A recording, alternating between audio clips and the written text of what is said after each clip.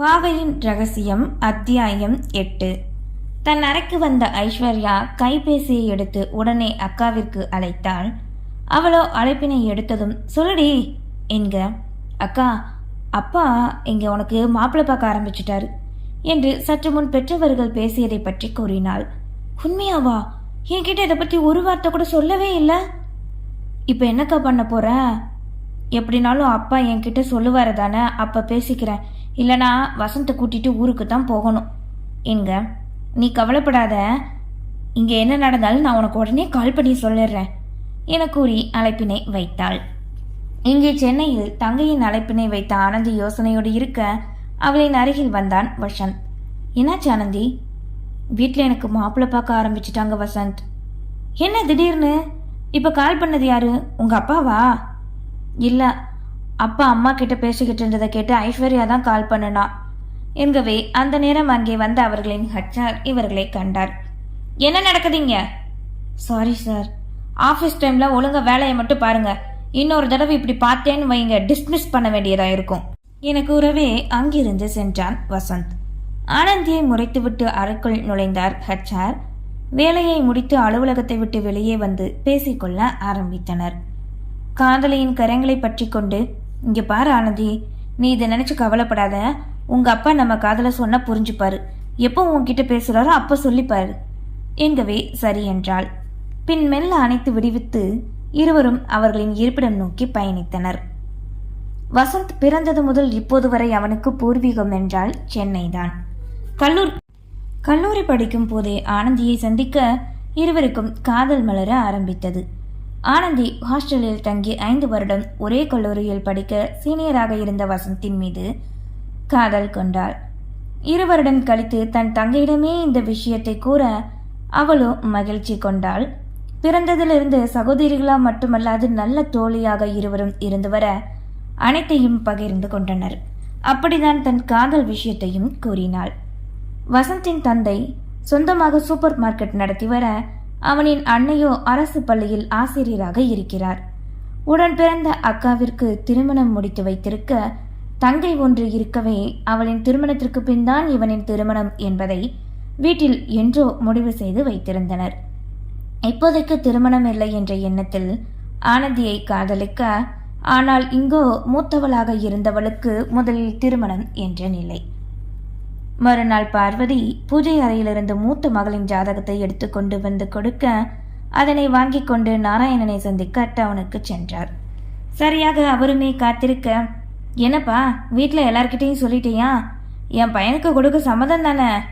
இங்க முதல்ல ஜாதக பொருத்தம் பார்த்துக்கலாம் என்றதும், அதுக்கு தானே நேராக வர சொன்னதே, வா ஜோசியர்கிட்ட போவோம் என கூறி இருவரும் ஒரே ஜோதிட நிலையம் நோக்கி சென்றனர். அங்கே சென்று இருவரின் ஜாதகத்தை காட்டி கேட்க அதனை பார்த்தவரும் முக்கியமான பொருத்தம் அனைத்தும் பொருந்தி 9 பொருத்தம் இருக்கவே திருமணம் செய்து வைக்கலாம் என்றார். நிம்மதியாக வெளியே வந்தவர்கள், இப்ப என்ன சொல்ற சிவராம்? வீட்டில் கலந்து பேசிட்டு தாக்கல் சொல்லு, பரிசம் போட வரோம் என்க. முதல்ல மாப்பிள்ளைய மட்டும் கூட்டிட்டு வா, நானும் பொண்ணை காட்டுறேன்.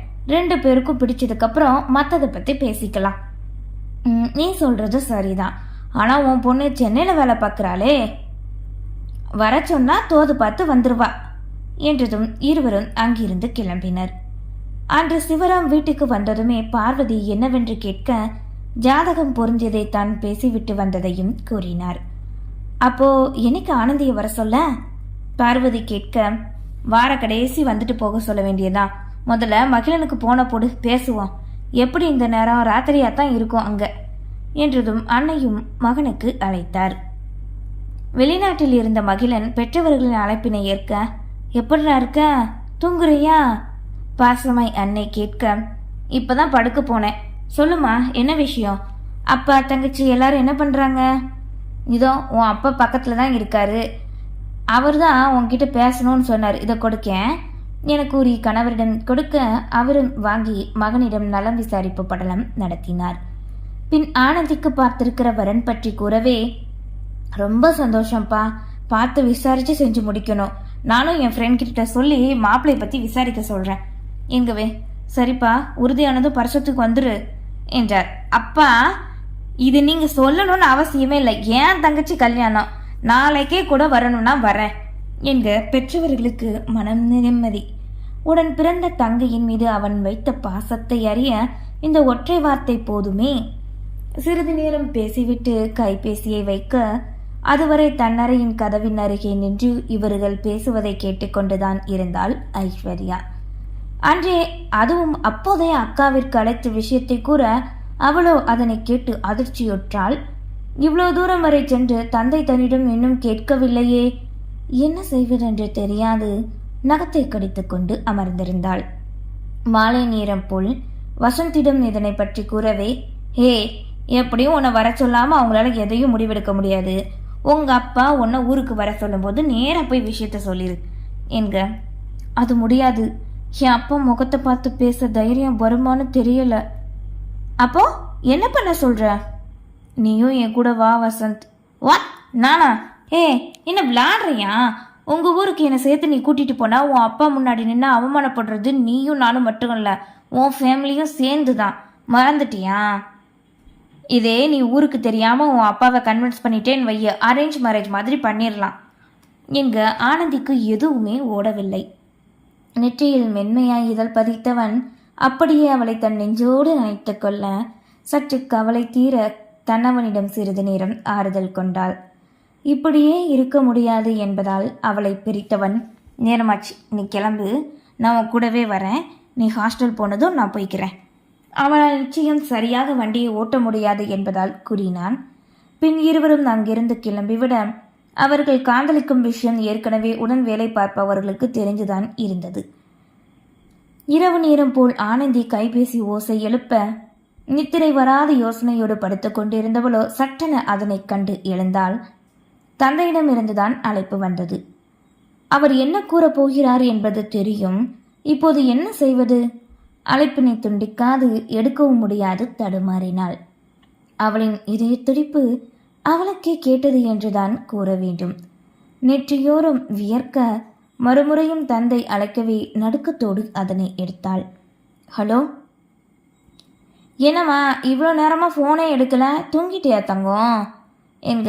தந்தையின் இந்த பாசமான குரலில் மேலும் குற்ற உணர்வு நெஞ்சத்தை அரித்தது. மௌனமாக மகள் இருக்கவே, ஹலோ ஆனந்தி, அம்மாடி. தந்தை மீண்டும் மீண்டும் அழைத்த பின்தான் நிதானத்திற்கு வந்து மூச்சினை விட்டுக்கொண்டாள். அப்பா சொல்லுங்கப்பா எங்க. சத்தத்தையே காணோம்தா. தூக்க கலக்கத்தில் இருந்தேன், அதான்ப்பா. எல்லாரும் நல்லா இருக்கீங்களா? நல்லா இருக்கோம்தா. ஏன் குரல் ஒரு மாதிரியா இருக்கு? லைட்டாக தலைவலிப்பா. உடம்ப பார்த்துக்கோமா, வேலை கஷ்டமாக இருந்தால் பேசாமல் விட்டுட்டு வந்துரு. அதெல்லாம் இல்லைப்பா, ஈஸியாக தான் இருக்கு. மாட்டேன் என்பதை கூற முடியாது தவித்தாள். இந்த வார கடைசியில் வீட்டுக்கு வாமா என்க. எதுக்குப்பா? உன்னை பார்க்கணும் போல இருக்கு, அதான்.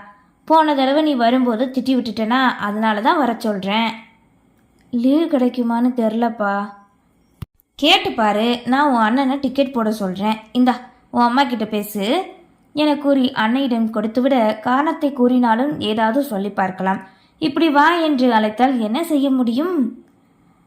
தலைவலிக்கு, நாளைக்கு கூப்பிடுறேன் என கூறி கைபேசியை வைத்தவளுக்கு உண்மையிலே தலைவலிக்கத்தான் செய்தது. மறுநாள் அலுவலகம் செல்ல அங்கே அவளை அழைத்த ஹச்ஆர், இனி சில நாட்கள் உனக்கு நைட் ஷிஃப்ட் என்றிடவே அதிர்ந்துதான் போனாள். சார், இங்கே ஜாயின் பண்ணும்போது எனக்கு நைட் ஷிஃப்ட் கிடையாதுன்னு தானே சொன்னீங்க சார்?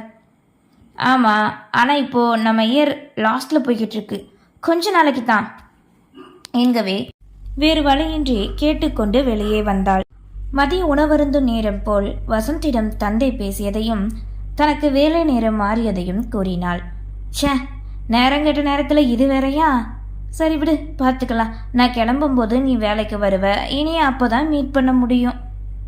ஆமாம், எனக்கு இது கூட பிரச்சனை இல்லை. இந்த வாரம் என்னை ஊருக்கு வர சொல்லியிருக்காங்க.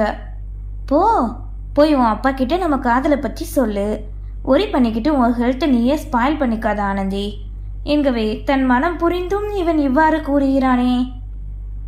அவள் மட்டுமே ஏதோ நோய்வாய்ப்பட்டதை போல் அந்த வாரம் முழுவதும் சுற்றி வர அவனோ அதற்கு மாறாய் எதையும் பார்த்து கொள்ளலாம் என்றுதான் இருந்தான். அன்றிரவு ஐஸ்வர்யா அழைக்க, சொல்லுடி என்க. எனக்கா அப்பா பேசிட்டாரு போல, மாமா கிட்ட இதை பற்றி நீ சொன்னியா? பேசினேன்.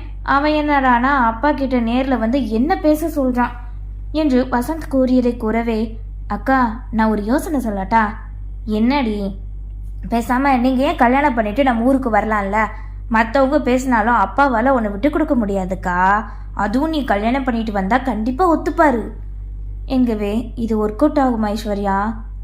அப்பாவை பற்றி நமக்கு தெரியாதா? கண்டிப்பாக ஏற்றுப்பார். சரிடி, நாளைக்கு வசந்த் கிட்ட சொல்கிறேன். எனக்கு நைட் ஷிஃப்ட் வேற போட்டாங்க. ஒரு வாரத்திற்கு ராத்திரி தான் வேலைக்கு போகணும். சரிக்கா, பார்த்து கவனமாக ட்ராவல் பண்ணு. என்னைக்கும் நான் உனக்கு துணையாக இருப்பேன். ஐ லவ் யூக்கா கொஞ்சி கொண்டு கூறவே, உங்ககிட்ட பேசும்போதெல்லாம் எனக்கு ஒரு பாசிட்டிவ் எனர்ஜி கிடைக்கும். லவ் யூடி தங்கம். சரி வச்சிடுறேன் என கூறி கைபேசியை வைக்க, அதுதான் அவர்களின் இன்பமான வார்த்தைகள் என்பதை அப்போது மங்கையவர்கள் இருவரும் அறிந்திருக்கவில்லை. வசந்திடம் மறுநாள் தங்கை கூறியதை பற்றி தான் யோசித்தது போன்றே கூற முற்றிலும் மறுத்தான். ஆனந்தி, உனக்கு தான் என் ஃபேமிலி பற்றி தெரியும்ல. என் தங்கச்சிக்கு கல்யாண வயசு, அவளுக்கு முடியணும். அப்படி இருக்க நான் எப்படி கல்யாணம் பண்ண முடியும்? எனக்கு புரியுது. நம்மளை பற்றி நீ யோசிச்சு பாரு வசந்த். யோசிக்க என்ன இருக்கு? நான் தான் தெளிவாக சொல்லிட்டேன், நீ தான் கேட்கல. நீ கொஞ்சம் தைரியமாக பேசுனா நம்ம காதல் ஜெயிக்கும். இல்லை உன்னால் முடியாது அப்படின்னா உன் அப்பா சொல்கிறவனை கல்யாணம் பண்ணிக்கோ போ.